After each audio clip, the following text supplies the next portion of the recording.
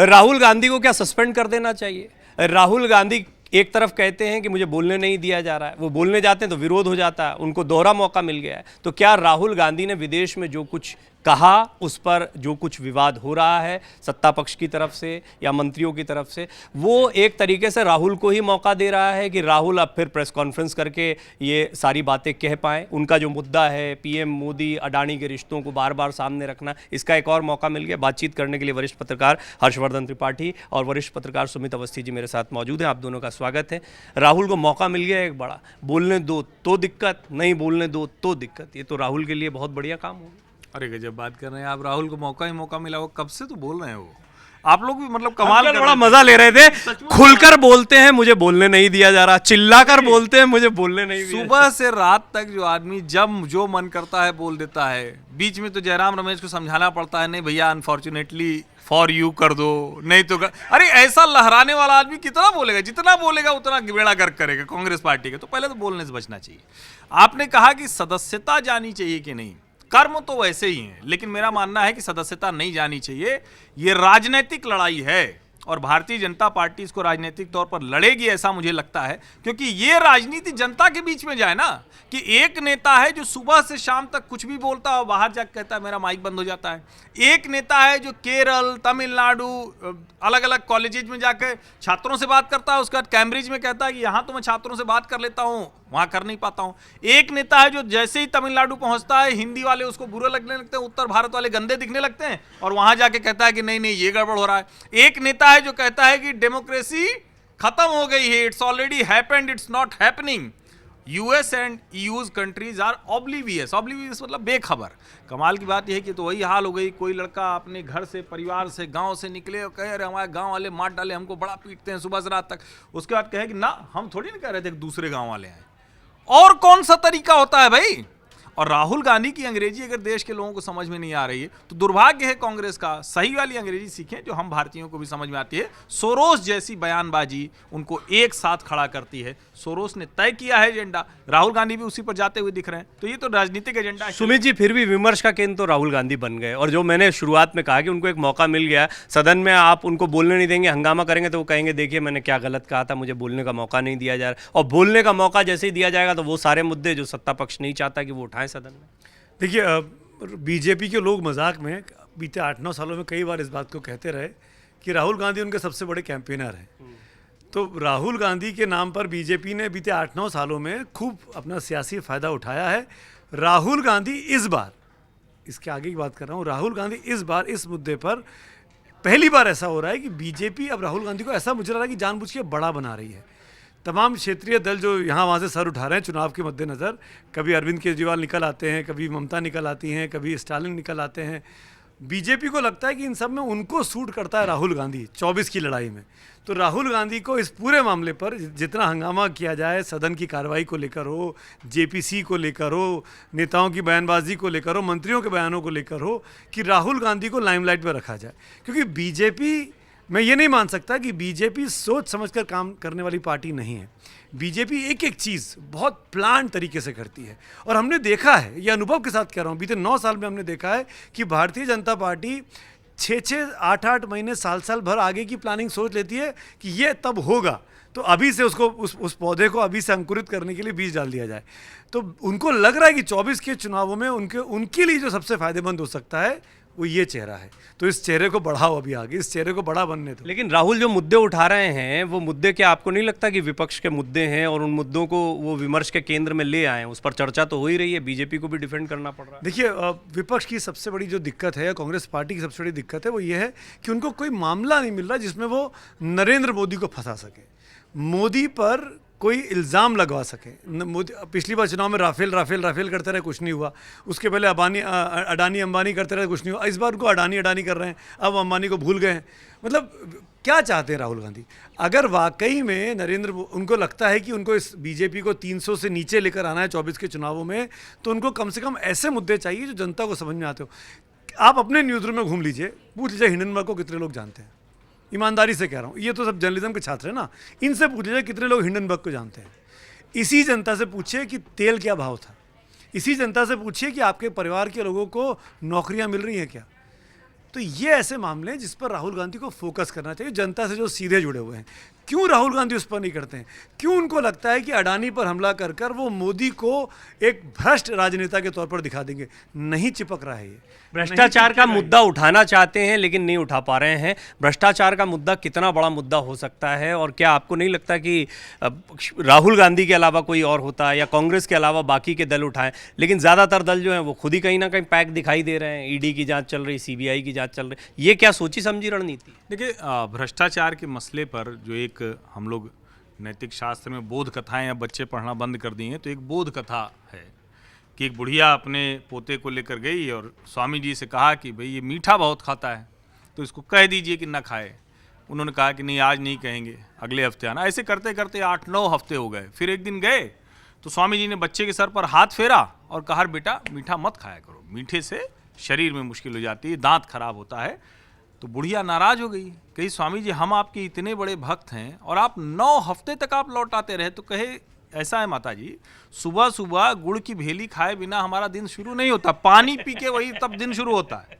तो भैया भ्रष्टाचार के आरोप में आकंठ डूबे, फिर से मैं कह रहा हूं, भ्रष्टाचार के आरोप में आकंठ डूबे लोग जब भ्रष्टाचार की बात करेंगे तो जनता हंसेगी। दूसरा महत्वपूर्ण जो यही कि वो मुद्दा ना उठा पाए, इसीलिए उनके भ्रष्टाचार, मेरा भ्रष्टाचार तेरा भ्रष्टाचार ना, कोई मेरा तेरा भ्रष्टाचार नहीं है। ये लोगों को क्लैरिटी होनी चाहिए। अरविंद केजरीवाल की सरकार ही बाद में आई है, उनके मामले को छोड़ दीजिए तो सारे मामले सब यूपीए काल के हैं, उस पर कार्रवाई तेजी में हो रही है।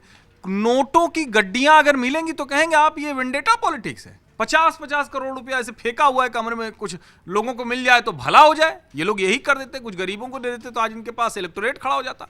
भ्रष्टाचार इन लोगों के लिए सामान्य हो गया था, जिस पर एजेंसीज कार्रवाई करती हैं। और बार बार ये समझिए, ईडी नई एजेंसी है, ईडी के मामले में कितने कन्विक्शन हुए हैं इसको नेता बताएंगे, लेकिन ये नहीं बताते हैं कि सीबीआई 70% कन्विक्शन रेट है। ये नहीं बताते हैं कि एनआईए 93% कन्विक्शन रेट है। यानी 100 मामले होते हैं तो एनआईए में 93 लोग दोषी होते हैं। और कमाल की बात तो है कि ये लोग तो भ्रष्टाचार छोड़िए, आतंकवाद के मामले में जो आरोपी रहते हैं, जो दोषी हो जाते हैं, उनके पक्ष में विपक्ष के नेता खड़े हो जाते हैं। तो क्रेडिबिलिटी, साख का बड़ा सवाल है। और फिर से मैं कह रहा हूं, भारत की राजनीति में पहली बार हो रहा है कि किसी उद्योगपति को भ्रष्ट साबित करके किसी नेता को टारगेट किया जा रहा हो। आज तक ये कहा जाता था कि भाई सरकार भ्रष्टाचारी है, नहीं मिला 5 साल में, 9 साल अब तो होने आ रहा है, नहीं मिला। तो अब उनको लग रहा है कि एक उद्योगपति ये जो कुछ ना कुछ तो करता होगा। जनता के मन में रहता है ना भाई, कितना भी बढ़िया उद्योगपति हो लेकिन कुछ ना कुछ तो करता होगा, चलो उसमें से कुछ निकालते हैं, कुछ नहीं तो स्टॉक मैनिपुलेशन ही कर दें, ओवर प्राइसिंग ही कर दें। लेकिन ये चीजें जनता को दिखती हैं। जो ज्यादा समझदार है वो शेयर मार्केट समझता है, जो नहीं समझदार इतना जेनरिक है जितना हर्षवर्धन जी कह रहे हैं कि किसी एक उद्योगपति का चयन करने में भी तो बहुत विपक्ष ने सोच लगाई होगी। ऐसा तो नहीं कि अचानक से एक नाम रेंडमली चुन लिया होगा, कोई ना कोई तो कनेक्शन ढूंढने की कोशिश की गई और उसको बार बार हिट कर रहे हैं क्योंकि उनको लगता होगा कि इस मुद्दे को आगे बढ़ा कर सकते। देखिए, आप अगर अडानी की बात कर रहे हैं तो अडानी के पहले क्या देश में उद्योगपति नहीं हुए? क्या टाटा बिरला नहीं थे? क्या धीरूभाई अंबानी नहीं थे इस देश ने देखे? क्या वाडिया फैमिली को नहीं देखा? तमाम उद्योगपति हैं, आप नाम ले लीजिए। क्या उन उद्योगपतियों के सरकारों के साथ संबंध कैसे रहे?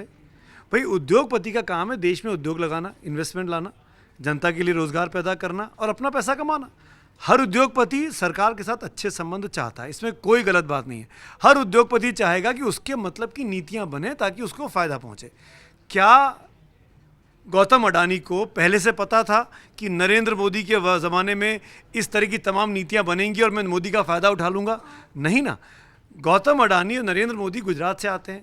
नरेंद्र मोदी जब मुख्यमंत्री थे तो गौतम अडानी गुजरात में धंधा अपना व्यापार कर रहे थे। वहाँ पे मुकेश अंबानी भी है, वहाँ पे और भी उद्योगपति फैमिलियाँ हैं। गुजरात तो जाना ही जाता उद्योगपतियों के लिए। कुल मिलाकर स्थिति ऐसी है प्रवीण कि गौतम अडानी को निशाना बनाकर आप नरेंद्र मोदी को भ्रष्ट घोषित कर देंगे, ये आसान नहीं है, ये असंभव सी स्थिति है। जिस नरेंद्र मोदी ने अपने साथ अपना परिवार नहीं रखा, वो नरेंद्र मोदी जो अपनी माँ के अंतिम संस्कार में 3 घंटे के लिए जाता है और उसके बाद अपना काम करता है, उस पर आप कैसे चिपकाएंगे कि ये करप्शन कर रहा है? और अगर वो पैसा ले भी रहा है, पैसा दे भी रहा है, तो कहाँ है? साबित करिए ना। एक मामला गड़बड़ है इस पूरे अडानी वाले विवाद में, सेबी का रोल। जब शेयर्स के दाम बढ़ रहे थे तेजी से तो सेबी क्या करे? सेबी तो नियामक संस्था है ना, सेबी का काम ही तो था ध्यान से रखना कि ऐसा क्यों हो रहा है। सेबी के रोल पे जांच होनी चाहिए। मुझे लगता है कि वो बहुत इंपॉर्टेंट है। अगर गौतम अडानी ने इस देश में इंफ्रास्ट्रक्चर प्रोजेक्ट्स लगाए देश भर में, चाहे वो पोर्ट्स हों, चाहे एयरपोर्ट्स हों, चाहे सीमेंट फैक्ट्री हो, तमाम चीज़, उसमें कौन काम कर रहा है? मेरे और आपके परिवार के लोग काम कर रहे हैं ना, हमारी आपकी तनख्वाहें वहाँ से चल रही है ना, किसका फ़ायदा हो रहा है? हमारे आपके परिवार चल रहे हैं ना, तो उसमें क्या गलत है? वो अडानी को मिले, अंबानी को मिले, बिरला को मिले, टाटा को मिले, मुझे क्या फ़र्क पड़ता है भाई? मेरे परिवार के, मेरे बच्चे को नौकरी मिलनी चाहिए, समय पे तनख्वाह मिलनी चाहिए, हर साल उसका प्रमोशन हो जाना चाहिए अगर वो काम अच्छा करता है तो। सबकी यही ख्वाहिश होती है। तो ये गौतम अडानी कर रहे हैं। गौतम अडानी को टारगेट करके क्या राहुल गांधी मोदी को भ्रष्ट साबित कर पाएंगे? नहीं लगता। इस मामले को अगर एडमिट ही कर लिया गया, ये मान ही लिया गया कि हाँ इसमें जांच कराई जाएगी, तो ही जीत हो जाएगी। वो जांच में क्या निकल के आएगा वो दूर की बात है, लेकिन ये मान लिया जाए कि मामले में भ्रष्टाचार, शायद इसी वजह से इसको छूना ही नहीं चाहती है बीजेपी, इस पे चर्चा ही नहीं चाहती है, जेपीसी का गठन। देखिए, इस पे बड़ा साफ है, मैं फिर से कह रहा हूँ, स्टॉक मार्केट में ट्रेडिंग के बड़े सख्त नियम हैं। बाकायदा लोअर हो या अपर हो, सर्किट लगता है, उससे नीचे गया शेयर तो भी कारोबार बंद हो जाता है, उससे ऊपर गया तो भी कारोबार बंद हो जाता है। पूरा शेयर बाजार सेंटिमेंट पे काम करता है किसी के भी पक्ष में। और ये जिसको कहें कि माहौल में था कि नरेंद्र मोदी और गौतम अडानी, और तब तो अंबानी भी थे, तो ये था कि इनके साथ अच्छे रिश्ते हैं, गुजरात के कारोबारी हैं, उनकी कंपनियां तेज़ी से बढ़ी। लेकिन मैं फिर से कह रहा हूं कि अडानी ने जिस तरह के कारोबार में निवेश किया है, बरसों बरस खड़ा करके तब कोई पोर्ट तैयार कर पाता है, पहले दिन से उसकी अर्निंग नहीं आती। लेकिन जब वो पोर्ट तैयार हो जाता है तो उसका जो रिटर्न ऑन इन्वेस्टमेंट, ROI जिसको कहते हैं, वो बहुत बड़ा होता है। इंफ्रास्ट्रक्चर के दूसरे जो प्रोजेक्ट होते हैं उनमें इसी तरह की स्थिति होती है। और अडानी की कंपनी की क्रेडिबिलिटी, मैं फिर से कह रहा हूँ कि हम पत्रकार इस तरह की जब बात करते हैं तो कोई कहेगा यार आप अडानी के पक्ष में खड़े हो गए, और सारे नौकरी मांगने के लिए किसी न किसी उद्योगपति के दरवाजे खड़े होते हैं। लेकिन यहाँ जो मूल बात है कि क्या अडानी ने कोई ऐसा भ्रष्टाचार किया है, इसकी जांच होना चाहिए। अंबानी, अडानी, कोई भी उसको तो इसको तो एडमिट करे कि जांच होगी इसकी। लेकिन मैं आगे जोड़ दूं, ये पूरी बात समझिए। लेकिन अगर टाटा नमक से लेकर हवाई जहाज था, तो क्या कभी तब के जनसंघ या किसी ने कहा कि अरे टाटा भ्रष्टाचारी है? नहीं कहा ना। तब भी तो सबको, एक ही कंपनी को तो सारे ठेके मिल जाते थे, सब में तो है टाटा। तो ये कहना कि रेल, पोर्ट, खदान सब में अडानी है, ये मूर्खता ज्यादा है, सवाल कम है, नंबर 1। दूसरी जो बात है, जब आप कहते हैं कि जांच, विपक्ष कहता कि हम कहीं नहीं जाएंगे सुप्रीम कोर्ट, हम लोकतंत्र वाले हैं, हम डेमोक्रेसी में इसी संसद में तय कराएंगे, तब हम कहते हैं कि जेपीसी होनी चाहिए। जब आपने सर्वोच्च न्यायालय में कमेटी बना दी और सर्वोच्च न्यायालय ने सार्वजनिक तौर पर सरकार को अपमानित किया है, मैं फिर से शब्द दोहरा रहा हूं, अपमानित किया कि सील बंद लिफाफे में मत दीजिए, हम अपनी कमेटी बनाएंगे। भरोसा कर लो ना यार, 2-3 महीने की टाइमलाइन है, वो तय कर देगा। क्या अडानी, एक जो जनता से सवाल पूछने वाला हूं, आखिर में आपसे भी पूछ रहा हूं और दर्शक भी इस सवाल का जवाब दें, क्या अडानी मुद्दा कांग्रेस के काम आएगा? क्या अडानी मुद्दा बीजेपी को या सत्ता पक्ष को भारी पड़ सकता है? नहीं, मुझे नहीं लगता अडानी मामले पर कांग्रेस को देशव्यापी समर्थन मिलेगा। आप नरेंद्र मोदी के लिए अगर उनके खिलाफ माहौल बनाना है तो आपको मुद्दे अलग ढूंढने पड़ेंगे। ये मामला जनता को समझ में नहीं आता है। और एक और चीज़ मैं कह दूंगा, अब जबकि बीजेपी ने ये संसद में कहना शुरू कर दिया है कि राहुल गांधी को सस्पेंड करने के लिए स्पेशल कमेटी बनाई जाए, तो इधर से जेपीसी की मांग, उधर से कमेटी की मांग, दोनों कट्टम कट्टा हो जाएंगे। ये सत्र ऐसे ही चला जाएगा और अगले सत्र फिर हम बात करेंगे। यानी कुल मिलाकर दोनों एक दूसरे पर इल्ज़ाम लगाते रहेंगे। या तो ऐसे ही चलता रहेगा 24 तक, जितने सत्र आने वाले संसद के, या अंत में यही होगा कि छोड़ो इस चीज़ को, चुनाव लड़ते हैं। विमर्श के केंद्र में तो राहुल आ गए। राहुल ने चर्चा का एक मुद्दा दे दिया है। आप चाहे उनको जितनी उनकी निंदा आलोचना करते रहें, बातचीत राहुल की हो रही है। बीजेपी के लिए पहला टारगेट राहुल है। उसका एक कारण वो सुमित जी ने जो शुरुआत में बताया कि वो मुफीद लगता है कि 2024 में चेहरा उनका ही रहे। आपको भी ऐसा लगता है कि उन्हीं से लड़ना चाह रही है बीजेपी? नहीं, लड़ना नहीं चाह रही बीजेपी, वो कहाँ लड़ने लायक हैं। गजब आप बात कर रहे हैं। अपने परिवार की कॉन्स्टिट्यूंसी, और मैं आपको बताऊं 1999 में मैं वहाँ चुनाव में था जब संजय गांधी लड़े थे, संजय सिंह लड़े थे। आप तो वायनाड से हैं। नहीं, मैं वो जरूरी मैं बताना चाह रहा हूँ। संजय सिंह लड़े थे, पूरी बीजेपी लग गई थी, पूरा संघ लग गया था। और वहाँ जहाँ भी जाइए जिस चौराहे पे, तो लोग कहते थे अरे हमार बहू है, हमार पतोहू है, हमार बिटिया है, हमारे घर के लोग हैं। उस कॉन्स्टिट्यूंसी को इस आदमी ने गंवा दिया। इतना श्रेष्ठ पुरुष है। उसके बाद आप कह रहे हैं वो विमर्श के केंद्र में है। अरे भैया, इससे बढ़िया क्या होगा भारतीय जनता पार्टी के लिए कि राहुल जी सदैव स्थिर हो जाए, विमर्श के केंद्र में वही बने रहे भारतीय राजनीति के। अद्भुत होगा ये। चलिए, आपको क्या लगता है? आपको लगता है कि राहुल गांधी ने एक सही मुद्दा उठाया है? आपको लगता है कि इस मुद्दे पर वो सरकार को घेर पाएंगे, या उन्हें कुछ और मुद्दों को उठाना चाहिए? इन मुद्दों को भी जरूर लिखें। डाउनलोड करें अमर उजाला ऐप और पाएं खबरें लगातार। अगर आप ये वीडियो YouTube पर देख रहे हैं तो हमारे चैनल को सब्सक्राइब करें और बेल आइकन को दबाना ना भूलें। अगर आप Facebook पर ये वीडियो देख रहे हैं तो हमारे पेज को लाइक करें।